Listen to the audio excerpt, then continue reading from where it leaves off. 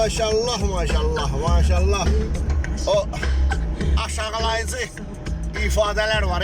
Yeri gelmişken balığa gedirəm sürpriz səndən. Aşağılayıcı ifadeler var. Sen İngilizce bilirsən, əmi, ancaq İngiliz dili mahnılara qulaq asın.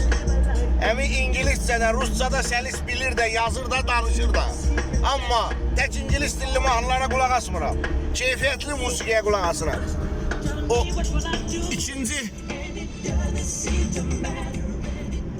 ikinci aşağılayıcı ifadə. Taksi gətirirsən ünvana. Tamahtırır axı bunu, 2-3 manat artıq almaq istəyir. Ora kimi 10 manat elirdi.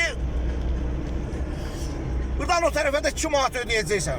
Yol danışdıq da, sənin 10 manata danışdıq. İndi nəfsin tamahın çəkir, deyinən ki 2 manat da qoyursun, pajalsta. Yoxumdursa qalsın, ben sənə lap havayı da gətirərəm. Yalancının lişini lap elə əgər sən havayı gətirərsənsə. Sən prosto aşağılayıb o 2 manatı almaq istəyirsən, əlavə 2 manatı utandırıb ki, yoxdursa qalsın.